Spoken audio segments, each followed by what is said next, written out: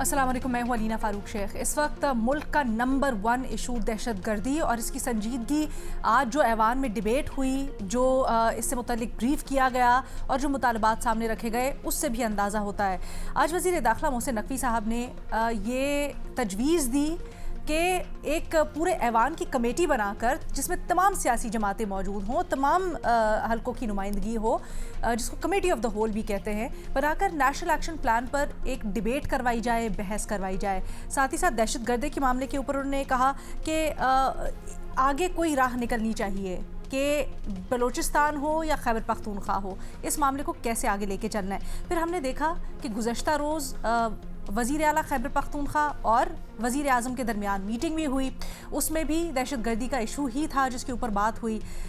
एक और बड़ी मानी खेज़ डेवलपमेंट हुई है। अंसार अब्बासी साहब की खबर के मुताबिक बलूचिस्तान में जो दहशतगर्दी का वाक़या था, उसके ऊपर पाकिस्तान तहरीक इंसाफ ने उन अफराद से इजहार लाताल्लुकी किया है जिन्होंने सोशल मीडिया के ऊपर फ़ौज या फिर इस मामले से मुतल्लिक कोई भी मनफी मुहिम चलाई या फिर अफवाज के ख़िलाफ़ कोई भी मुहिम में मुलव्विस रहे। शेख वक़ास अकरम ने कैटेगोरिकली कहा कि दहशतगर्दी के मामले के ऊपर हमारा मौक़िफ़ एक ही है और हम अफवाज पाकिस्तान के साथ हैं। ये जो सारी की सारी डेवलपमेंट्स हो रही हैं, इसका क्या मतलब लिया जाए, इससे क्या इशारे लिए जाएँ? क्या ये वो मामला है दहशतगर्दी जो कि सारी सियासी इकाइयों को इकट्ठा कर सकता है? अपने तज्जियाकारों के सामने ये सवाल रखते हैं कि क्या हुकूमत और पाकिस्तान तहरीक इंसाफ, जो कि बड़े अरसे से, ख़ासकर 2 साल जब से ये हुकूमत बनी है, किसी भी मामले पर इकट्ठे नहीं हो पा रहे बशमूल दहशतगर्दी, क्या अब इस मामले के ऊपर एक वर्किंग रिलेशनशिप कायम हो सकता है? हमें ज्वाइन करें इस डिस्कशन के लिए डॉक्टर कमर चीमा साहब, उमर चीमा साहब, इरशाद भट्टी साहब, रीमा उमर साहब भी हमारे साथ मौजूद हैं। उमर चीमा साहब, आपकी राय सबसे पहले जानना चाहेंगे। ये जो सारी डेवलपमेंट्स हुई हैं, इसको आप किस तरह से देख रहे हैं? कल वज़ीर आला का मिलना, फिर आज असम्बली के अंदर सबका यक आवाज़ होना और कमेटी ऑफ द होल की बात होना, क्या ये एक चेंजिंग फैक्टर हो सकता है? या बलूचिस्तान की दहशतगर्दी और खैबर पख्तूनख्वा की दहशतगर्दी के ऊपर मामला जो अलग अलग हैं, या नजरियात पीटीआई के जो अलग अलग हैं, वो अभी भी आड़े आएंगे? अलीना, मैं इसको एक पॉजिटिव डेवलपमेंट के तौर पे लेता हूं, लेकिन आप ज़हन में रखिएगा कि हम जब 9/11 के बाद वार ऑन टेरर का हिस्सा बने, तो काफी साल हमें लगे ये समझते हुए या इस बारे में कोई एक अंडरस्टैंडिंग डेवलप करते हुए कि क्या ये हमारी जंग है या उनकी जंग है, या जो ये लोग मारे जा रहे हैं दूसरी साइड से, ये शहीद हैं या काफिर हैं। आपको याद होगा कि इस पे बड़े बड़े मुतनाज़ा बयान भी आए, और इस चक्कर में हमने कोई तकरीबन 14 साल गुजार दिए। जब वो आर्मी पब्लिक स्कूल वाला वाकया हुआ, तो तब जाकर पहली दफा एक कंसेंसस डेवलप हुआ। उससे पहले हुआ था सवात के ऑपरेशन पर, और वो भी उस टाइम पर कि जब इस्लामाबाद में भी अलार्म बजने शुरू हो गए कि जी जो तालिबान है वो कोई 60 किलोमीटर के फासले पर पहुंच गए हैं। तो उस टाइम कंसेंसस हुआ। उसके बाद फिर आर्मी पब्लिक स्कूल वाले वाकये पे कंसेंसस हुआ। उसके बाद से जो है हमारे कई नेशनल एक्शन प्लान बने, लेकिन आई डोंट नो कि हमारी शायद ना कोई रेजिलियंस का लेवल है कि अगर उससे ज्यादा हम पर कोई चैलेंज आए ना, तो उस टाइम हम कुछ संजीदगी दिखाते हैं। अब ये है कि हमने देखा बलूचिस्तान में जो हुआ, उस पे यानी कि एक बहुत बड़ा ये एक सीरियस अटेम्प्ट थी। अगरचे कई लोग ये कहते हैं कि पहली दफा हुई, इस दफा की 2024 में भी हुई है, ये दूसरी हुई है। ये एक बहुत सीरियस अटेम्प्ट थी। इसका ये मतलब नहीं था कि उन्होंने जो है तमाम शहर जो है फतह कर लेने थे, लेकिन ऑब्वियसली उसका मतलब ये था कि हम आपको एक शॉक दे सकते हैं, एक सरप्राइज दे सकते हैं। इसके बावजूद ये है कि हमने देखा कि ओवरऑल जो राय है वो डिवाइडेड है, ज्यादा एक स्कोर सेटल करने के हवाले से है। खैर, हैविंग सेड दैट, मैं समझता हूं कि अगर इधर से भी हम पॉजिटिव आगे चल पड़े, इस पर भी कोई एक कंसेंसस डेवलप हो जाए, तो ये एक वेलकम डिसीजन होगा। लेकिन ये क्या होगा, मेरे दिल में ये एक बात आ रही थी कि इससे पहले एक पार्लियामेंट की एक नेशनल सिक्योरिटी कमेटी भी बनी हुई है। जो बहुत संजीदा मसाइल होते हैं, सिक्योरिटी के रिलेटेड होते हैं, वो चले जाते हैं। या ये भी होता है कि माजी में भी हमने देखा कि जब को बड़े एक नेशनल सिक्योरिटी के क्राइसिस पैदा हुए, तो उस टाइम इन कैमरा पार्लियामेंट के सेशन भी होते हैं। तो ये भी इन अ सेंस के इन्होंने एक पूरे हाल की कमेटी की बात की है। क्या ये उससे डिफरेंट होगी, या जो लोग बातें कर रहे होते हैं आगे बाहर, हम्म, क्या ये जब उधर इनको मौका मिलता है तो कोई एक कंस्ट्रक्टिव आउटपुट देते हैं, या कि एक आपस में स्कोर सेटलिंग होती है? ये अहम चीज है। अब आप देखिएगा रिसेंटली कि जो बलूचिस्तान की जैसे हम जिक्र कर रहे थे, उसमें ओवरऑल पीटीआई जो है उनकी लीडरशिप अपने सोशल मीडिया की वजह से डिफेंसिव हुई। और ये पहली दफा नहीं है कि वो दूसरी साइड पे बीएलए का इस तरह लगता है जैसे उनकी कैंपेन चला रहे हैं। माजी में हमने देखा जब पाकिस्तान और इंडिया की टेंशन बढ़ी तो वो ज्यादा इंडिया वाली साइड जो है उसके नैरेटिव को बाय कर रहे थे। अफगानिस्तान के साथ भी ये मसाइल आते हैं। तो ये चीजें जो है मेरे ख्याल में इनको भी सेटल करने की जरूरत है। ये पार्लियामेंट जो है जो पार्टी है वो बेशक अपने आप को डिसोन भी करती है, पीछे भी हटती है, लेकिन इसको संजीदगी से नहीं लिया जाएगा। वो लोग पार्टी का हिस्सा है, या तो फिर ये लगेगा कि क्यादत से ज्यादा वो एक नुमाइंदा क्यादत बन गए हैं जो कि इस तरह के नैरेटिव को आगे चला रहे होते हैं। मैं ये समझता हूं कि चले जो भी हमने माजी में जो भी किया, हम्म, इसको एक संजीदा अटेम्प्ट के तौर पे लेना चाहिए। और ये इसलिए भी जरूरी है जी, कि जब हम ये बात करते हैं कि सियासतदानों को पूछा नहीं जाता, हमें इसको एज अ चैलेंज लेना चाहिए। हम्म, हमें कोई ऐसी पॉलिसी देनी चाहिए। मेरी नजर में अलीना हल क्या है? जी, मेरी नजर में हल ये होता है कि जिसमें आपने जो भी जो तमाम जो पार्टीज हैं उनको आपने एड्रेस करना है, यानी कि जैसे जो हमने एक अपना एक रेट भी स्टेब्लिश करनी है वो भी हो जाए। हम्म, अगर वो लोग उससे कोई उससे किसी को कोई स्टेक होल्डर बन सकता है वो भी बन जाए। बिल्कुल, तो हम कोई इस तरह से सोल्यूशन लेकर आए, इससे पार्लियामेंट की ओवरऑल इज्जत अफजाई भी होगी। इससे इस बात का यानी कि इरादा होगा कि पार्लियामेंट मुश्किल फैसले कर सकती है। और पार्लियामेंट जब पुरानी कैफियत होती है हम्म, तो उसमें पार्लियामेंट ही को आगे वे फॉरवर्ड तलाश आगे कर करती सकती है, है। तो लिहाजा मैं इस उम्मीद के साथ जो है हम्म, मैं इसको एक यानी कि एक वेलकम करता हूं। मैं समझता हूं कि ये कोशिश करनी चाहिए, अगरचे ठीक मैं है। माजी के हवाले से कोई बड़े को हौसला अफजा नताइज मैं नहीं है, मिक्स एक रिजल्ट है। सर तो एग्जैक्टली लेकिन ये ये जो कोशिश आपने जरूर नुक्ता करनी उठाया ना चाहिए। माजी के हवाले कुछ से, ना मैं करने से बिल्कुल सही है। मैं ये जो माजी का आपने नुक्ता उठाया है, भट्टी साहब के पास लेके जाती हूँ इसको। भट्टी साहब, माजी में बड़ी दफ़ा बदएतमादी भी हुई है, दहशतगर्दी का ही मामला था जिसके ऊपर साथ बैठने की भी बात हुई, लेकिन फिर बयानबाजी ऐसी हो जाती है।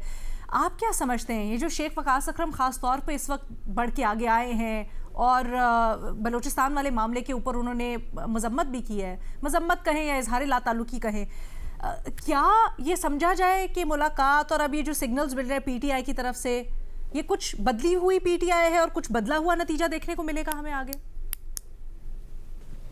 मैडम शेख, बदली हुई पीटीआई, बदले हुए शेख वकास अकरम, होल हाउस की कमेटी, संजीदगी होगी या नहीं होगी, चीज़ें बेहतर होंगी या नहीं होंगी, खैबर पख्तूनख्वा एक तरफ रखें। हालांकि पीटीआई को साथ खड़ा होना चाहिए रियासत के और हुकूमत के दहशतगर्दी पर, लेकिन अलहदा रखें। बलूचिस्तान और पूरे मुल्क में दहशतगर्दी क्यों ख़त्म नहीं हो पा रही? क्या कमियां हैं, क्या कोताहियां हैं, क्या तीर मारे हैं इन लोगों ने आकर पिछले 3 सालों में? ये PDM 1 है, उसके बाद निगरान हुकूमत भी इनकी सरफराज बुगटी साहब, अनवारुल्लाह काकड़ साहब, और वो क्यों इकट्ठे नहीं हो पा रहे या क्यों हुकूमत इकट्ठा नहीं कर पा रही सारों को? वो मोहसिन नकवी साहब जिन्होंने काफ लीग, पीपल्स पार्टी और मुस्लिम लीग को इकट्ठा करने में अहम किरदार अदा किया, इन जमातों को क्यों नहीं इकट्ठा कर पा रहे? कोई पूछेगा इस हुकूमत से? और इस हुकूमत की कारकर्दगी क्या है मुआशी मैदान पर या दहशतगर्दी के मैदान में? पूरे ऐवान की कमेटी बन गई जी, या बना दी जाए, फ़लाँ ने फ़लाँ से मिल लिया। ये हवाई बातें सुन सुन के तंग आ गया मैडम शेख। क्या क्यों नहीं डिलीवर कर पा रही हुकूमत? क्यों नहीं हुकूमत की परफॉर्मेंस अच्छी? क्या है बैड गवर्नेंस? ये जो तिफल तसलियाँ, ये बहलावे हैं, डिलीवर करें ना, छोड़ें। पीपल्स पार्टी वालों, पीपल्स पार्टी और मुस्लिम लीग इकट्ठे हैं, बाकी सारे इकट्ठे हैं। तहरीक इंसाफ छोड़े पड़े, खैबर पख्तूनख्वा में गवर्नर राज लगाएं, इन पे पाबंदी लगाएं, वो पहले ही जेल में है, छोड़ें, दहशतगर्दी ख़त्म करें। अब भी इनको कुछ चाहिए। इतनी कानून साजियों के बाद, इतनी ताकत के बाद, शहबाज शरीफ साहब कहा करते थे जितनी इमरान खान को इस्टेब्लिशमेंट की हिमायत हासिल है, इससे आधी मुझे मिल जाए तो मैं मुल्क को गुलो गुलजार बना दूंगा। तो आप बनाए ना गुलो गुलजार। कोई इनसे नहीं पूछता कि ये हर रोज़ हमें एक नए ट्रक की बत्ती के पीछे लगा देते हैं। हमें सोशल मीडिया से डरना चाहिए, या किसी पार्टी को जो बाहर का सोशल मीडिया बैठा है, या उसके मुताबिक पॉलिसियां बनानी चाहिए? हमें अपोजिशन को साथ नहीं मिलाना चाहिए। अपोजिशन को ये आज जो मिले हैं शहबाज शरीफ साहब सोहेल अफरीदी साहब के साथ, इस मुलाकात से भला आप समझती हैं कुछ निकलेगा? कुछ भी नहीं निकलेगा। क्यों? क्योंकि वो उनके मसाइल नहीं हल हो पा रहे, वो अभी भी दीवार से लगे हुए हैं। उनके जो असल मसले हैं उनकी तरफ कोई देख ही नहीं रहा। इस पे बात ही ना आप करें, इस पे बात करें। भाई इस पे तो बात करनी है, आपके घर तक आग आ गई है। क्या इन पहाड़ियों पर जब दहशतगर्द आकर बैठेंगे फिर आप इकट्ठे करेंगे सारों को? एक तरफ कई बार पूरी दुनिया कह रही है कि भारत है, तालिबान हुकूमत है, इसराइल है, इकट्ठे हैं और आगे उनकी प्रॉक्सीज हैं। आप अभी तक कमेटियां उनमें, तकरीरों में, हवालों में, बहसों में लगे हुए हैं। डिलीवर करें भाई, छोड़ें इन बातों को। जिस रास्ते से भी जाना है डिलीवर करें। अभी चीमा साहब ने बताया कि वो एक जो इतनी बड़ी कमेटी बनाई हुई है जिसमें सारे चारों सूबों के वज़ीर आला होते हैं, सारे होते हैं, सिक्योरिटी कमेटी, उसका क्या बना? इसके अलावा क्या बना? वो पार्लिमानी कमेटी होती है, उसका क्या बना? सारे हाउस की कमेटियां होती हैं, उनका क्या बना? अब कमेटी खेलते रहना है। ये नाकाम हो रही है हुकूमत, मुआशी मैदान हो या दहशतगर्दी का मैदान हो। अगर नहीं हो पाता शहबाज शरीफ साहब से और मोहसिन नकवी साहब से, तो इस साइड पे हो जाएं, दूसरों को मौका दें, और अगर कर सकते हैं तो करें, और उसके लिए जो कुछ करना है वो करें। पाकिस्तान के लिए कुछ भी किया जा सकता है। अपनों के साथ क्यों नहीं बैठते ये? अपनों के मसाइल क्यों नहीं हल करते ये? सर, तो ये सारी तिफल तसल्लियां हैं मैडम शेख, कुछ भी नहीं होना। सर, माजी में बल्कि कल ही मेरा ख्याल है या परसों जब हम बलूचिस्तान के ऊपर बात कर रहे थे तो आपने इस राय का इजहार किया कि सबको मिलकर बैठना चाहिए। जो हल है वो हल है पॉलिटिकल हम आहंगी में। तो सर, पॉलिटिकल हम आहंगी के लिए कुछ तो करना पड़ेगा ना, किसी तरह तो मिलकर बैठना पड़ेगा। ये इकदाम आपको क्यों नहीं लग रहा ये पहला कदम है मिलकर बैठने की तरफ? मैडम शेख, हम आहंगी आपको भी पता है, मुझे भी पता है। हम इधर बैठ के कहते हैं कि जब तक सारे मिलकर नहीं बैठेंगे, एक पॉलिसी, एक रोड मैप, एक विजन नहीं बनेगा, कुछ नहीं होगा। लेकिन उसके लिए क्या है? उसके लिए ये है कि सुबह से शाम तक आप कहें कि ये दहशतगर्द हैं, ये फितने हैं, इनको हमने इनको ज़रा देखना है, इन पे आर्टिकल 6 लगाना है, ये दहशतगर्दों के सहूलतकार हैं। अच्छा। ये तो सारे जिम्मेदार हैं। इस तरह होती है इकट्ठा करने की तरीक़ाकार। आप उनके यानी शहबाज शरीफ साहब और मोहसिन नकवी साहब एक मुलाकात तो करवा नहीं सकते? उनके मुआलिजीन के डॉक्टर की मुलाकात करा दें, उन डॉक्टरों से जिन्होंने इलाज किया था। इतना तो कर नहीं सकते। उनको तो सियासी स्पेस दे नहीं सकते, और फिर ये तवक्को करते हैं कि हम इस कमेटी बना दें, ये कमेटी बना दें। ये किसी काम योग्य नहीं है मैडम शेख। ये इन्होंने सत्यानाश किया हुआ है सारे फील्ड का। सही है भट्टी साहब, आपकी राय बिल्कुल उसका एहतराम और उसमें वजन भी है, लेकिन दोनों तरफ से शिकवे शिकायत है। मैं इसको ज़रा आगे बाकी पैनलिस्ट की तरफ लेके जाती हूँ, वापस आती हूँ आपकी तरफ। रीमा उमर साहिबा, आपकी क्या राय है? क्या आप इसको एक विंडो ऑफ अपॉर्चुनिटी देखती हैं कि इसके मिलकर बैठ सकते हैं, या कोई एटलीस्ट ब्रेक थ्रू नहीं तो इतना हो कि दहशतगर्दी के मामले पे कोई ना कोई हल निकल आए या मिलकर बैठ जाए साथ? जी शुक्रिया लीना, बिल्कुल मेरे लिए खुशाइन कदम है, और मुझे उम्मीद है कि ये आगे भी बढ़ेगी और इस तरह के इक़दामात जो हैं वो कंटिन्यूसली लिए जाएंगे, क्योंकि दहशतगर्दी एक एग्जिस्टेंशियल मसला है पाकिस्तान का। और पीटीआई अगर हुकूमत के साथ नहीं बैठेगी और हुकूमत के साथ बातचीत नहीं करेगी, इकट्ठा कोई पॉलिसी या कोई एटलीस्ट कंसेंसस पे नहीं आएगी, तो फिर हमारा मसले और बढ़ जाएंगे। तो मैं तो इसको बहुत ऑप्टिमिस्टिक ही देखती हूँ। मेरा ख्याल है ये फिलहाल अच्छा कदम है।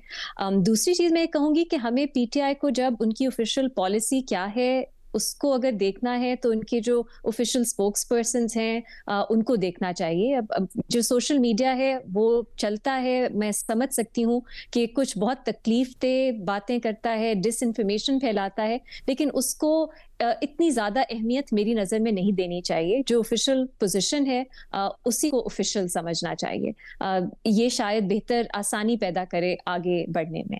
तीसरी बात मैं कहना चाहूँगी कि दहशतगर्दी पे कंसेंसस ज़रूरी है, लेकिन दहशतगर्दी में करना क्या चाहिए, क्या स्टेप्स हैं जो पाकिस्तान को लेना चाहिए, हमारी रियासत को, हुकूमत को, उसमें डिफरेंट पॉइंट ऑफ व्यू हो सकता है। कभी कभी मुझे ऐसा लगता है कि हम इस ख्याल के साथ आगे चलते हैं कि एक ही रास्ता है और जब तक सब उस पे अग्री नहीं करते, उस पे इत्तेफाक राय नहीं होता, आगे बढ़ा नहीं जा सकता। मैं इससे थोड़ा सा मुझे लगता है कि डिफरेंट पॉइंट्स ऑफ व्यू जो है उसको एक्सेप्ट करने की ज़रूरत है। और आई एम प्रिटी श्योर कि इस्टेब्लिशमेंट और हुकूमत में भी मुख्तलिफ पॉइंट्स ऑफ व्यू होंगे। कुछ लोग सिक्योरिटी पर्सपेक्टिव से देखेंगे चीज़ों को, कुछ लोग इंसानी हकूक़ के पर्सपेक्टिव से देखेंगे, कुछ लोग तारीख के पर्सपेक्टिव से देखेंगे, कुछ लोग सोशियोलॉजी के पर्सपेक्टिव से देखेंगे। इस दफ़ा बलूचिस्तान में फॉर एग्जांपल ख़वातीन सुसाइड बॉम्बर्स की जो न्यूज़ सामने आई वो मेरे लिए बहुत तशवीशनाक थी। तो मैं तो सोचने पे मजबूर हूँ कि ये कैसे हुआ, इसको भी समझने की ज़रूरत है। तो मैं सिर्फ ये कहूंगी कि रियासत को ऐसा नहीं दिखना चाहिए कि रियासत पैनिक कर गई है या रियासत जो है वो मुख्तलिफ पॉइंट्स ऑफ व्यू को दबाना चाहती है। ये फोरम इसलिए मेरी नज़र में इतना अच्छा है कि आप मिलके बात करें, मुख्तलिफ पॉइंट्स ऑफ व्यू अगर इस इशू पे हैं वो शेयर करें और उनको दबाना नहीं चाहिए। ऐसा नहीं होना चाहिए कि अगर कोई मुख्तलिफ बात करता है तो उसको आप कहें कि ये तो नहीं गद्दारी है, ये तो दहशतगर्दी की सिंपैथी है। सुनना चाहिए, क्योंकि मैं यकीन से कह सकती हूँ कि हमारी स्टैब्लिश हुकूमत में भी मुख्तलिफ पॉइंट्स ऑफ व्यू होंगे, but let's hope for the better. ज़रूरत है इस वक्त इस मुल्क को इस तरह की सॉलिडारिटी की और इस तरह के कंसेंसस की और प्लेटफॉर्म एक पे बैठ के बात करने की। तो लेट्स होप ये अपने एक हतमी नतीजे तक पहुंचे। रीमा, ये बताइएगा कि आप समझती हैं कि इसके ऊपर कोई पब्लिक ऐवान के अंदर डिबेट होनी चाहिए थी या फिर पूरे ऐवान की कमेटी बनाकर जिसकी कार्रवाई अमूमन इन कैमरा होती है वो ज़्यादा बेहतर तरीक़ाकार है? लेकिन मेरा ख्याल है दोनों हो सकती हैं। अगर आपने एक इन कैमरा मीटिंग भी रखनी है, कुछ चीज़ें हैं मैं समझ सकती हूँ जो वो पब्लिकली बात नहीं हो सकती जिन पे, लेकिन इवेंचुअली कुछ चीज़ें जो इतनी सिक्योरिटी रिस्क पोज नहीं करती, कोई हर्ज नहीं है कि वो ओपन मीटिंग्स में भी उसमें बात हो। तो मेरा ख्याल है दोनों इकट्ठा चल सकती हैं स्ट्रैटेजीज। अच्छा, भट्टी साहब और उमर चीमा साहब की भी पहले राय थी कि इतनी कमेटी आपके पास है, अगर आप चाहते तो उसमें कोई ना कोई सोल्यूशन निकाल सकते थे। इस बार क्यों आप होपफुल हैं और इस बार क्या मुख्तलिफ है इस कमेटी में जो पहले की कमेटियों में या पहले की डिस्कशंस में नहीं होगा? अलीना, दो तीन चीज़ें अगर हम देखें साथ, जैसे चीफ मिनिस्टर आफरीदी की जो मीटिंग थी उसके साथ हम इसको देखें कमेटी को बनाना, तो मुझे ऐसा लगता है कि ये थोड़ी ओपननेस दिखा रहा है। तो मैं इसलिए इसको, मेरा ख्याल है ऐसा नहीं है कि एक ही एवेन्यू होना चाहिए जिसमें बातचीत हो। ये एक नया एवेन्यू है जिसको उन्होंने अच्छा समझा है। मुझे इसमें कोई एतराज मैं नहीं कर सकती कि ऐसा क्यों है और कमिटीज में क्यों नहीं बात हो रही, वहां भी होगी एंड आई एम श्योर होती रहती है, but this is something new. और इसके साथ जब आप बाकी चीजों को भी मिला के देखें तो ऐसा लगता है कि एक मुस्बत कदम है मेरी नज़र में। अच्छा, ये बड़ा अहम पॉइंट है आपका जब आप कहती हैं कि दोनों जानिब से रियासत भी और तहरीक इंसाफ भी कुछ ओपननेस या वसत लग रही है अप्रोच में। इसको हम आगे बढ़ाते हैं, बट डॉक्टर साहब आपकी क्या राय है? क्या आप देख रहे हैं दोनों तरफ से जिस तरह की सिग्नलिंग इस वक्त मिल रही है कुछ लचक दिखाई जाएगी और एक वर्किंग एक अच्छी हम पार्टनरशिप देख सकेंगे दहशतगर्दी के ऊपर? देखिए जी, बिल्कुल दहशतगर्दी के खिलाफ पार्टनरशिप होनी चाहिए। मैं तो सिर्फ इतनी बात करना चाहता हूं आज कि देखिए, दो तरह के आपकी दहशतगर्दी से फेस कर रहे हैं। एक आप एथनिक बेस्ड मिलिटेंसी है और एक रिलीजियस बेस्ड मिलिटेंसी है। आप ये खैबर पख्तूनख्वा में हम देखते हैं टीटीपी है जो कि एक मजहबी सोच रखते हैं और उधर बलूचिस्तान में एक एथनिक सोच है। और मजे की बात यह है कि दोनों की डिमांड एक ही है, दोनों ही चाहते हैं कि उनके पास एक इंडिपेंडेंट स्टेट हो और वो एक आज़ाद रियासत चाहते हैं। और पाकिस्तान की फौज और पाकिस्तान की जो अवाम है वो इन दहशतगर्दों के खिलाफ लड़ रहे हैं जो पाकिस्तान के अंदर एक रियासत बनाना चाहते हैं। तो मुझे समझ नहीं आई आज तक इस बात की कि पाकिस्तान क्यों कंफ्यूज है। हमने 90,000 से ज्यादा जानें भी दे दी हैं, अरबों डॉलर का पाकिस्तान में नुकसान भी हो चुका। दुनिया पाकिस्तान की काउंटर टेररिज्म में जो कुर्बानी है उसकी तारीफ कर रही है और पाकिस्तान में हम कंफ्यूज हैं।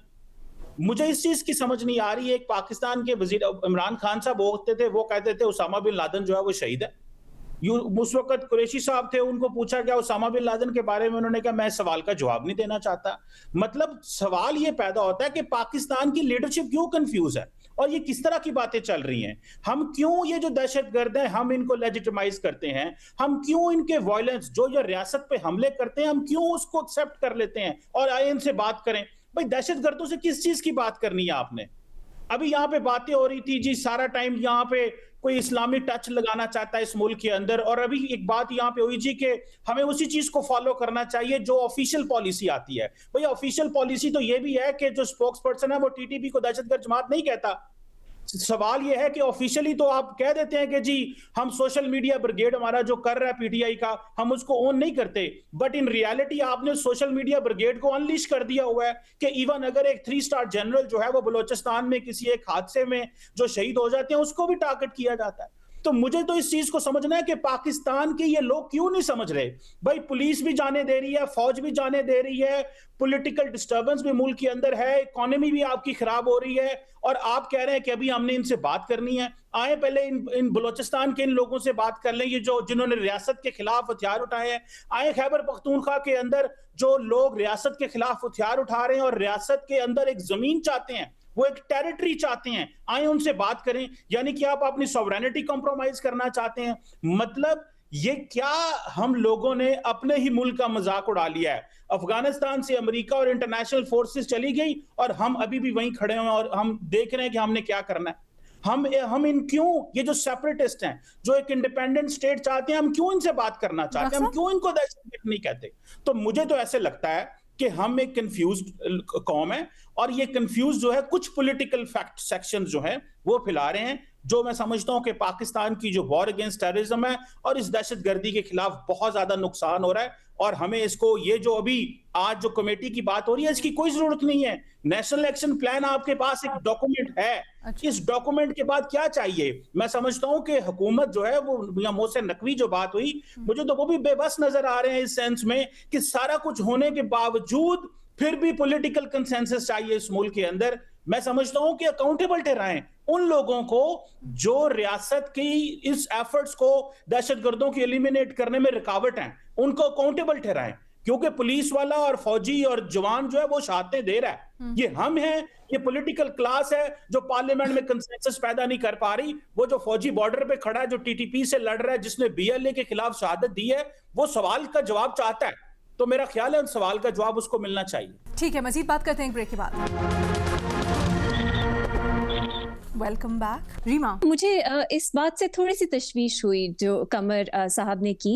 मेरा ख्याल है अकाउंटेबल आप किस तरह ठहरा सकते हैं? अगर किसी का हम क्रिटिसाइज कर सकते हैं, वो हमारा हक है और हम इस शो पे बहुत करते हैं, जो केपी में हमें एक कंफ्यूज्ड पॉलिसी दहशतगर्दी के ऊपर नजर आती है, लेकिन वो पॉलिटिकल रिप्रेजेंटेटिव्स हैं। अगर उनके साथ आप एंगेज नहीं करेंगे, उनको दिखाएंगे नहीं कि किस तरह उनका पॉइंट ऑफ व्यू मुल्क के लिए, उनके सूबे के लिए, इस मुल्क के लोगों के लिए नुकसानदेह है, अकाउंटेबल आप किस बेसिस पे कराएंगे? आप क्या उन पे मुकदमे बनाएंगे? क्या आप उनको पावर से हटाएंगे? आप गवर्नर रूल लगाएंगे? मतलब इस तरह आप दहशतगर्दी में अपनी जंग ही हारेंगे अगर आप इंटरनल अपने आप को मजबूत नहीं करेंगे। तो इसलिए मैं कहूंगी कि चाहे मजीद वक्त लगे, आपको पीटीआई को ऑन बोर्ड लेना है, उसके अलावा आपके पास कोई ऑप्शन ही नहीं है, क्योंकि केपी में हुकूमत पीटीआई की है और इसके अलावा भी पूरे मुल्क में वो एक अहम पार्टी है। तो मेरा ख्याल है इस तरह हमें इस लोगों को खामोश करवाना इज नॉट द सोल्यूशन। लोगों के साथ एंगेज करना, बातचीत करना, आपस में पूछ लेते हैं ना, जब वो अकाउंटेबिलिटी की बात करते हैं तो उससे क्या मुराद है?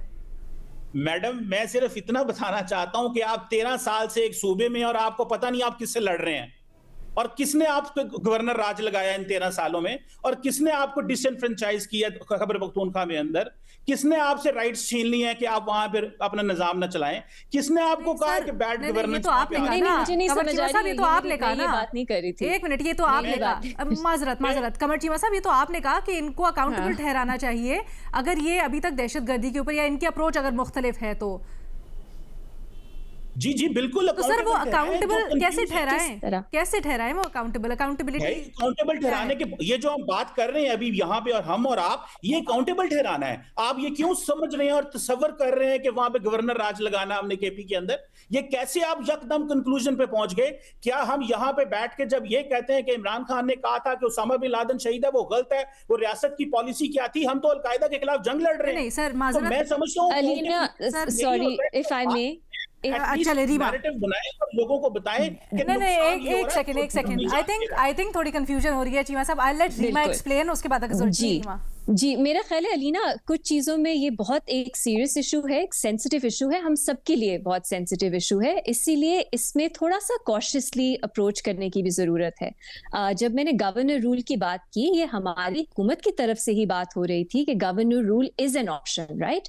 सो मैं ये कह रही हूँ कि पीटीआई को ऑन बोर्ड लिए बगैर आप एक प्रॉपर कंसर्टेड यूनाइटेड एफर्ट दहशतगर्दी के खिलाफ नहीं कर सकते। उनका पॉइंट ऑफ व्यू नुकसानदेह है, अगर उसमें प्रॉब्लम्स हैं इसी तरह की कमिटीज में ही वो थ्रैश आउट होगा, फिर ही कोई आप नेशनल एक्शन प्लान पे पहले आप एक कंसेंसस हुआ था ना, अब हम ऐसा नहीं कह सकते कि 10-12 साल पहले हुआ था तो अब भी वही रहेगा। आपको इन एफर्ट्स को रिवाइव करने की जरूरत होती है, और इस वक्त जैसा हमारे मुल्क में बाकी का भी कॉन्टेक्स्ट है, मेरा ख्याल है कोई इसमें प्रॉब्लम नहीं है कि आप पीटीआई को ऑन बोर्ड फिर से लेके आके उनसे बातचीत करने की कोशिश कर रहे हैं, टू टेल देम कि उनको क्यों उनकी जो कंफ्यूजन जो उनकी बयानात में नजर आती है वो नुकसानदेह है। पर मैं यही कह रही हूँ कि हमारा ये क्यों हम हमें ऐसा लगता है कि एक ही ऑप्शन है, अगर आप दहशतगर्दी को मान भी लेते हैं उसके बाद मुख्तलिफ राय हो सकती है पॉलिटिकल पार्टीज की, लोगों की, कि आगे किस तरह बढ़ना है। उसमें कुछ कम डिफरेंसेस भी हो सकते हैं, कुछ चीजों पे मेजर डिफरेंसेस भी हो सकते हैं। ये किस तरह की मैं किसी इस तरह रियासत को नहीं जानती जिसको अच्छी नजर से देखा जाए, जो बस कहे एक ही रास्ता है और अगर कोई उस पे अग्री नहीं करता तो वो जो है उसको आप बस वो रियासत के हटा दो, मिटा दो। सिर्फ ये मेरी एक बात होगी कि मैं खुद पीटीआई के पॉइंट ऑफ व्यू से ओवरऑल अग्री नहीं करती, लेकिन मेरा ख्याल है कुछ उनकी बातें हैं जिसमें शायद वजन हो। भट्टी साहब का ओपिनियन भी शामिल करना चाहूंगी, क्योंकि भट्टी साहब ने अपने आर्गुमेंट का आगाज से किया था कि बहुत बातें हो चुकी हैं, अब जो भी करना है रियासत करे, रियासत की क्या बातें करनी है बैठ के। भट्टी साहब। मैडम शेख कई बार बात कर चुके हैं कि दुश्मन इकट्ठे हैं, हम तकसीम दर तकसीम हैं। कई बात कर चुके हैं कि जहां पुलिस, सिविलियंस, फौज कुर्बानियां दे रही है, वहां सियासतदानों का भी कुछ काम है। और कई बार बात कर चुका हूं कि पाकिस्तान तहरीक इंसाफ मुल्क की सबसे बड़ी सियासी जमात है, इमरान खान एक हकीकत हैं, और अब सूरत हाल क्या है कि उनके पास खैबर पख्तूनख्वा है। खैबर पख्तूनख्वा बहुत बड़ा विक्टिम है दहशतगर्दी का। तो आपने करना क्या है? ये इस तरह नहीं आप कर सकते कि जब आप एक पार्टी को दीवार से लगा दें, मुकदमे बना दें, उनको दीवार में चुनवा दें, उनको कोई थोड़े से सांस लेने का रिलीफ भी ना दें और फिर कहें कि आओ भाई हमारे साथ बैठो। फिर भी मैं कहता हूं कि उनको बैठना चाहिए दहशतगर्दी के लिए, मेरी राय है पाकिस्तान के लिए। लेकिन इशू ये है कि आप उनको कोई इस हिस्सेदार तो समझे ना, आप उनको थोड़ा सा कंफ्यूज भी हो रही हूं, थोड़ा सा रिलीफ तो पहले आपने अपने इब्तदाई आर्गुमेंट में ये भी कहा था कि विफाक की नाकामी है कि हमेशा ही कंफ्यूज, मेरे हवाले से तो कंफ्यूज ही रहती है। भट्टी साहब आपने बड़ा कंफ्यूजन क्रिएट कर दिया ना, शुरू आपने ऐसे किया। नहीं, अल्हम्दुलिल्लाह हमेशा ही कंफ्यूज रहती है, लेकिन आप हुक्म करें, बताएं। नहीं सर क्लियर हो गया। मैं पैनलिस्ट के पास जाती हूँ और उनको कहती हूँ कि वो कंफ्यूजन अगर आपका समझे तो उसको। डॉक्टर कमर चीमा साहब, फिर I will go to Umar Cheema sahab. देखिए मैडम, मैं तो सिर्फ इतना कहूंगा कि ये एक सिंपल और सादा सा सवाल है कि आप 20 साल से दहशतगर्दी की जंग लड़ रहे हैं, स्टिल आप कह रहे हैं कि जी मजीद बात करनी चाहिए। बिल्कुल मजीद बात करनी चाहिए। सर मुझे बता दें फिर क्या करना चाहिए? मैडम देखिए, मुझे एक बात बताएं, आप ये जो पार्लियामेंट का ये जो सेशन हो रहा है उसमें हमें कॉल आउट करना चाहिए ना कि बलोचिस्तान में कौन रुकावट है। हमें कॉल आउट करना चाहिए कि भाई केपी के अंदर क्यों हम कामयाब नहीं हो पा रहे, क्यों हमें रोका जा रहा है, क्यों जो नतायज हम हासिल करना चाहते हैं वो नहीं करे। उन पॉलिटिकल फोर्सेस को, उन ग्रुप्स को, उन सिविल ग्रुप्स को, मैं किसी पॉलिटिकल पार्टी का भी नहीं कहता, मैं कहता हूं कोई भी हो, और दूसरी बात यह है कि फॉर एग्जांपल ये सोशल मीडिया की बात हुई, अच्छा मजे की बात यह है, अच्छा जी ऑफिशियल पॉलिसी हमारी ये है, लेकिन नीचे सोशल मीडिया को कहा है कि तुम सिक्योरिटी फोर्सेस का मजाक उड़ाओ, वो दहशतगर्दों से भी लड़ रहे हैं तो मजाक उड़ा लो, वो अगर कहीं शहीद हो रहे हैं तो कहो लो तुम इसमें जोगे नहीं हो, तुम काबिल नहीं हो, देखो वो क्या कर रहे हैं। तो ऊपर पॉलिसी अच्छी है लेकिन नीचे सोशल मीडिया को अनलिश कर दिया, ये भी बहुत अच्छा स्टैंडर्ड है मैं समझता हूं, और ये मैं समझता हूं कि इसको भी कंडेम किया जाना चाहिए इस एटीट्यूड को। यहां पे मैं जितनी भी बात कर रहा हूं इसमें कोई अनडेमोक्रेटिक बात नहीं है, ना कोई गवर्नर रूल की बात हो रही है, गवर्नमेंट जो कर रही है उसको कहने दे, मेरा उससे कोई ताल्लुक नहीं है। मैं सिर्फ इतना कह रहा हूं कि ये जो तरीकाकार है कि हम लड़ भी रहे हैं, आज तक 2 ग्रुप्स हैं बलूचिस्तान और केपी में, वो रियासत इंडिपेंडेंट मांग रहे हैं और आप कह रहे हैं मजीद बात करनी चाहिए, अभी उनको समझने का हमें मौका चाहिए, अभी हमें जानना चाहिए। मैं तो समझता हूं कि अगर हम आज तक ये भी नहीं जान सके कि इनके मसले क्या हैं, क्यों ये रुकावटें हैं, तो मेरा ख्याल है कि बस फिर इसी तरह वो उमर चीमा साहब सर वैसे रीना थोड़ी कैरिकेचराइज कर दी उन्होंने आर्ग्यूमेंट ने। उमर चीमा साहब अलीना, मैं तो ये जब बलूचिस्तान का इशू शुरू होता है ना तो उधर एक आम बात सुनने को मिलती है जी कि जब तक उधर हकीकी नुमाइंदे नहीं आते बलूचिस्तान का मसला हल नहीं हो जाएगा। तो मैंने ट्विटर पर भी अगले दिन सवाल किया था कि हकीकी नुमाइंदे हैं कौन से। इधर भी कंफ्यूजन है कि जी वो इलेक्शन होने दो तो फिर पता चलेगा, शफाफ इलेक्शन होने दो। तो अब दूसरी तरफ ये है कि हमारा जो दूसरा विक्टिम सूबा है टेररिज्म के हवाले से वो तो केपी है। केपी में हकीकी नुमाइंदों का तो इशू नहीं आ रहा ना। केपी में इवन जो 2024 के इलेक्शन की बात करते हैं उसमें भी इशू नहीं आया, यानी कि हकीकी नुमाइंदे जिनको कहते हैं वो तो आ गए हैं, तीसरी टर्म उनकी चल रही है, क्यों उधर का इशू हल नहीं हुआ? इसका मतलब है कि ये सिर्फ हकीकी नुमाइंदगी का इशू नहीं है, इधर नाहली का इशू है। बाज का जो हमारी सियासत है ना, जो कहते हैं कि हम जो है ना इस मसले का कुछ सियासी हल तलाश करें, इधर सियासत में भी बहुत ज्यादा मुनाफकत नजर आती है, बड़ी गैर संजीदगी नजर आती है। अब देखें कि ये सूबा है केपी की, अगर हम बात करें 9/11 यानी कि 2001 से ये फ्रंट लाइन प्रोविंस है टेररिज्म के खिलाफ। आज तक मुझे बताएं इनकी CTD counter terrorism department Pakistan का सबसे बेहतरीन डिपार्टमेंट होना चाहिए था, ये सबसे टेरिबल डिपार्टमेंट है। इसी तरह इनकी पुलिस जो है वो सबसे बेहतरीन होनी चाहिए थी, वो उनकी टेरिबल है सर, क्योंकि उनकी तरजीहात में शामिल नहीं है। मेरा एक सवाल है, तो अगर हम अभी भी बात करेंगे ना, अभी वाली भी, इसको तरजीहात में आपको ऊपर लाना पड़ेगा, अपनी सियासत को जरा पीछे करना पड़ेगा। आपको ज़हन में रखना पड़ेगा कि अगर लॉ एंड ऑर्डर होगा ना तो देखिए ना, लाना ज्यादा आसान होगा। उमर चीमा साहब ये तरजीहात में हमारी टॉप पर नहीं आएगा तो हम सिर्फ बातें करते रहेंगे। बस ये है कि कभी पार्लियामेंट, कभी एपेक्स कमेटी, कभी कोई स्पेशल कमेटी, कभी कोई ज़ैली कमेटी, मेरी आवाज आ रही है? कमेटी खेलते रहेंगे। उमर चीमा साहब पूरे डिबेट ये है कि इशू का हल तो फिर बात सही है ना, या कोई और तरीका है? जैसे डॉक्टर कमर चीमा साहब की बात से ऐसा तासुर मिलता है कि बहुत बातें हो चुकी हैं। मैं तो ये बात कर रहा हूं कि सिर्फ बात ही नहीं है, बात तो डेफिनेटली इंगेजमेंट के अलावा आपके पास कोई सोल्यूशन नहीं है। लेकिन यह है कि मुझे इंगेजमेंट में जो चीज लैक करती नजर आ रही है, जो एक पैटर्न नजर आ रहा है, वो गैर संजीदगी है, यानी कि वो संजीदगी लैक कर रही है। उस तरफ हमें अपनी तरजीहात में उसको ऊपर लाना पड़ेगा। सर वो गैर संजीदगी आपके ख्याल में कैसे दूर होगी? गैर संजीदगी का मुझे तो अब इसका क्या हाल है, यानी कि आई डोंट नो, मेरे ख्याल है कि लोग अपने अपने तजर्बात से सीखते हैं। जिस तरह मैंने आपको बताया कि जो केपी के हवाले से कि कितनी देर लगी हमें ये तय करते हुए कि हमने कोऑपरेशन करना है। हर दफा यही बात होती थी कि मुज़ाकरात करने हैं, फिर 2008 में करना पड़ा, फिर हम गैर संजीदा हो गए, फिर जाके 2014 में हम एक तूफान का इंतजार करते हैं अनफॉर्चुनेटली, और उसके बगैर हम जो है संजीदा नहीं होते। लेकिन यह है कि मेरे ख्याल है कि हमें इस मामले में इंटॉलरेंट भी होना चाहिए, हमें जो एक ओपिनियन मेकर्स हैं उनको इनको अकाउंटेबल भी करना चाहिए, इनको रियलाइज भी कराना चाहिए कि ये मुनाफिकत छोड़ें। इसमें जो सियासत का ये मतलब नहीं है कि आप जो है टाइम बाय करें, आप डिस्ट्रैक्शन की तरफ जाएं, एक इशू की तरफ तवज्जो और फहम फरासत से काम लेना जो है उसको सियासत बनाएं। अच्छा सर, ये जो आप तीनों बात कह रहे हैं ना, डॉक्टर साहब तो इससे अग्री नहीं करते हैं कि बैठ के बात करने से अब कुछ नहीं होगा, अब ऑल आउट जाना होगा, एग्जैक्टली क्या है वो उस चीज़ को डिफाइन नहीं कर पा रहे। डॉक्टर साहब, I will give you 25 seconds, अगर आपको इस सब को एज कंसाइज एज पॉसिबल हमें ये बता दें कि अगर बात नहीं है तो फिर सोल्यूशन क्या है, आप ये क्या कहते हैं? मैं देखिए क्लैरिटी कैसे आएगी? देखिए मैडम, मैं तो सिर्फ इतनी चीज कही कि 12-13 साल से सूबा अपने पास है और क्लैरिटी नहीं है। अभी भी समझते हैं कि टीटीपी को स्पेस दें, उनसे बात करें।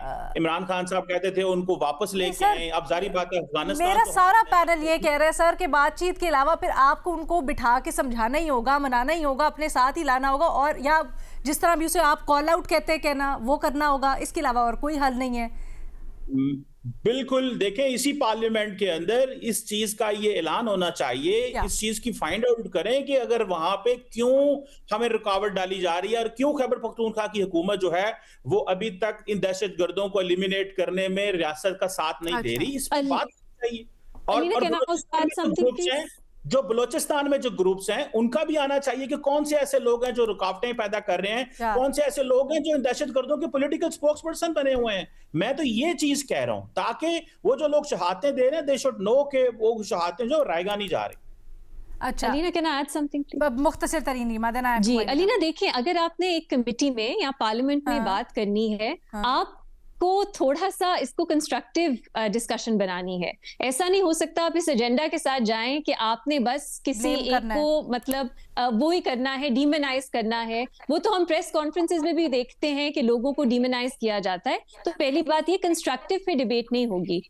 और दूसरी बात ये लीना कि मैं ये नहीं कह रही सोशल मीडिया इंपॉर्टेंट है, लेकिन अगर पार्टी के ऑफिशियल स्पोक्स पर्सन उनके जो ओहदे रखते हैं वो एक बात कर रहे हैं और अपने आप को डिस्टेंस कर रहे हैं, आप कहें नहीं सोशल मीडिया क्योंकि आपका अभी भी ये बात कर रहा है हम आपसे बात नहीं करेंगे, इसका क्या फायदा? मेरा ख्याल है ज्यादा अहमियत जो है वो ऑफिशियल पॉलिसीज को ऑफिशियल लोगों को देनी चाहिए। अनलेस फिर आप क्या करेंगे, आप दिखाएंगे कि सोशल मीडिया आप कंट्रोल कर रहे हैं। मसला ये भी है कि सोशल मीडिया से मुतालिक भी इबाम पाया जाता है। Social media official, sorry social media कह रही हूं, ऑफिशियल जो है, ऑफिशियल जो रिप्रेजेंटेटिव्स हैं, माजरत, आई अंडरस्टैंड, हां ऑफिशियल रिप्रेजेंटेटिव्स की बातों में भी इबाम पाया जाता है, जैसे हमने देखा पिछले दिनों अपने आप को डिस्टेंस कर लिया है। अगर ऑफिशियली डिस्टेंस कर हमें वो भी नहीं क्लैरिटी, अगला कदम तो आप ले सकते हैं ना। हमें मसला यही है ना, हमें वो भी नहीं क्लैरिटी, बिकॉज एक तर्जुमान आते हैं खैबर पख्तूनख्वा के, वो एक और कहते हैं, पार्टी के जो जनरल सेक्रेटरी इतलात है वो कुछ और कहते हैं। इस चीज के ऊपर फिर अच्छा, फिर अगर मैं तो शेख वकास की बात कर रही हूँ, उन्होंने तो मेरा ख्याल है उनका कैटेगोरिकल बात थी कि जो सोशल मीडिया अकाउंट्स मार्टर्स को, और मैंने इसीलिए चीमा साहब से उस वक्त सवाल किया कि बलोचिस्तान के बारे में है सिर्फ या फिर ये खैबर पख्तूनख्वा के बारे में भी है, क्योंकि हमने 2 दिन पहले जो खैबर पख्तूनख्वा हुकूमत के तर्जुमान है उनको बड़ा मुबहिम सा बयान देते हुए देखा खैबर पख्तूनख्वा में दहशतगर्दों से मुतल्लिक। अब दिस इज द प्रॉब्लम ना अलीना, लेकिन मेरा ख्याल है अगेन, हाँ अलीना, ये क्वेश्चन फॉर पीटीआई, एक बेसिक प्रिंसिपल तो तय हम कर लें कि अगर ऑफिशियली आपको एक चीज पे क्लैरिटी मिल गई तो फिर आप ना कहें कि वो फलाना सोशल मीडिया अकाउंट कुछ और कह रहा है। आपने आगे बढ़ना है। अगर आपने पीटीआई के साथ बातचीत करनी है तो जो ऑफिशियल बयान आ रहा है उसको ही आगे लेके आगे बढ़ ले। और आखिरी बात रीना, एक छोटी सी बात, जी बिल्कुल वेरी ब्रीफ, कि ये कहना कि कोई भी, देखिए एक बात नहीं है दहशतगर्दी, खासतौर पे बलूचिस्तान पे, और भी चीजें हैं कि आप किसको दहशतगर्द कहेंगे। क्या वो लोग जिनके पास हथियार हैं या और भी लोग जो बयानियां बनाते हैं उनको भी आपकी नजर में उनको भी दहशतगर्द कहना है? तो सवालात बहुत से हैं, अगर आप बैठ के बात करेंगे तो फिर इन सब सवालात डिस्कशन हो सकती है। सो मेरा नहीं ख्याल इतना आसान है ये कैरिकेचराइज करना होता है कि दहशतगर्दी है बस एक ही रास्ता है, कंफ्यूजन क्यों है, ओवर सिंप्लीफाई करना चीजों को, ऐसा नहीं है। मुख्तलिफ इसकी ज़ाविये है। मेरा ख्याल इस डिबेट को वाइंड अप करते हैं इस नुक्ते के ऊपर कि हमारे पैनल के अंदर इख्तलाफ राय पाया जा रहा है, निटी ग्रिटीज जो इस मामले से मुतल्लिक हैं उसके ऊपर। फिर आने वाले दिनों में भी इसके ऊपर डिबेट करते हैं और मजीद इसकी गहराइयों में जाते हैं। अभी एक ब्रेक लेते हैं, दूसरे सवाल के साथ वापस आएंगे।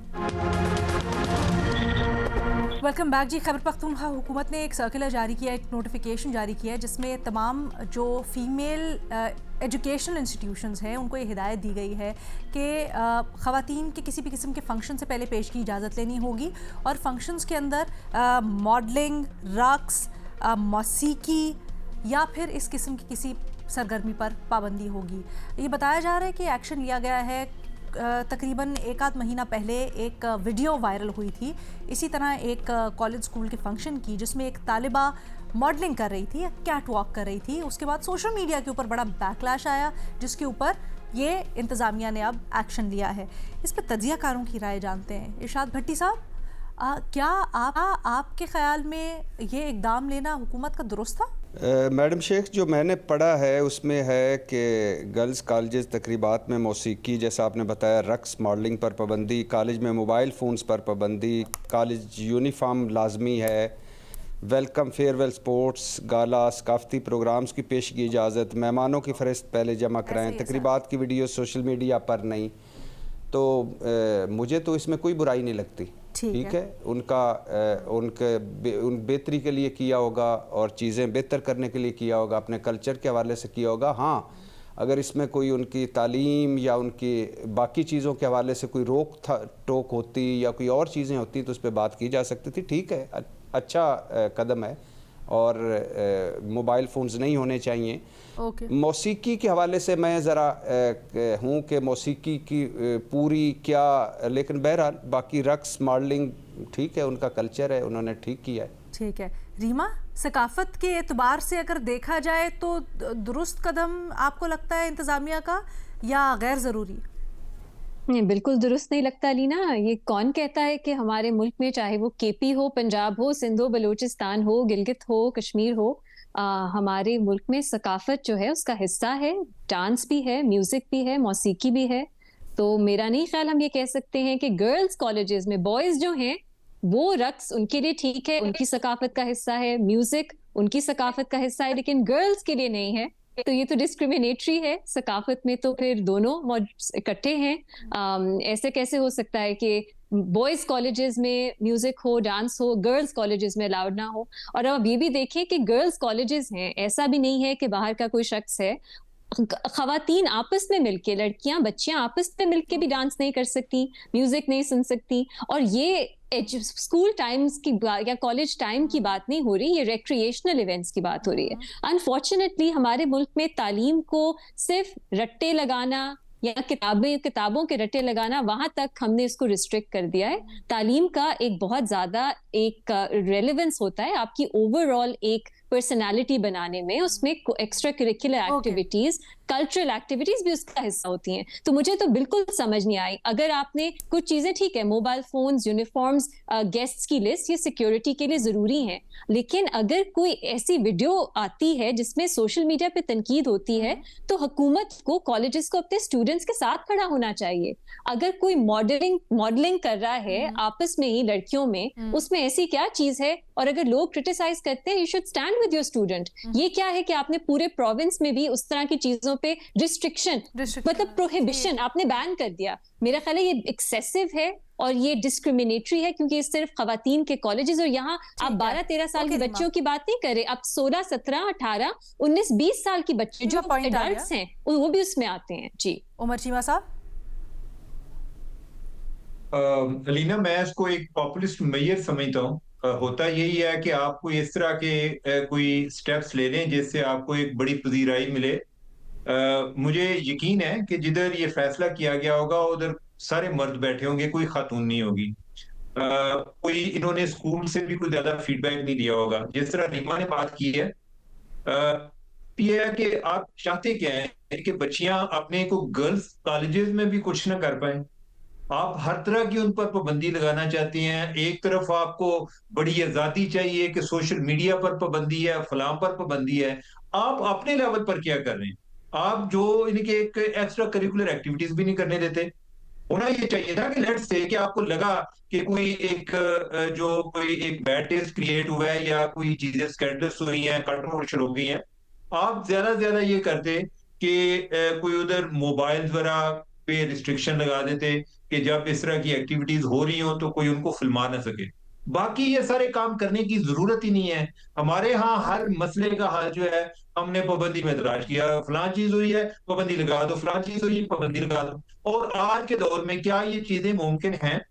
आज के सोशल मीडिया के दौर में जब बच्चे जो कुछ अमेरिका में हो रहा है, जो वेनेजुएला में हो रहा है, पूरी दुनिया में जो हो रहा है, सब चीजें वो देख रहे हैं। तो ये इंतहाई अहमकाना किस्म की हरकत है और ये एक पॉपुलिस्ट मेयर है, यानी कि जो एक सिंपलिस्टिक किस्म के सोल्यूशन देने होते हैं ना, तो आगे जी हमें बड़ी पजीराई मिलेगी कि हमने बहुत अच्छा काम किया है। मुझे ठीक है। इसमें अच्छाई नजर नहीं आती। अच्छाई नहीं ज्यादा नजर से ज्यादा आप जो है आप मोबाइल पे पाबंदी लगा दें, दैट्स इट। वैसे आपने जो मोबाइल पे पाबंदी की बात कर रहे हैं, मैंने ज़ाती तौर पे वो वीडियो देखी है, उसमें भी ऐसा कुछ मायूब नहीं था। लड़की बिल्कुल अपने तौर पर अच्छा लिबास पहन के, उसने फैशनेबल लिबास पहन के वॉक करी है, दैट इज़ इट। उस वीडियो में ऐसा कुछ नहीं है जिसके ऊपर वैसे बैकलैश भी आया है, सकाफती तौर पर भी या फिर वैसे भी। It is absolutely absurd. But हमारे तज्जियाकारों की आपने राय जानी, वो किस मामले के ऊपर क्या कह रहे हैं। हमें इजाज़त दें, अल्लाह।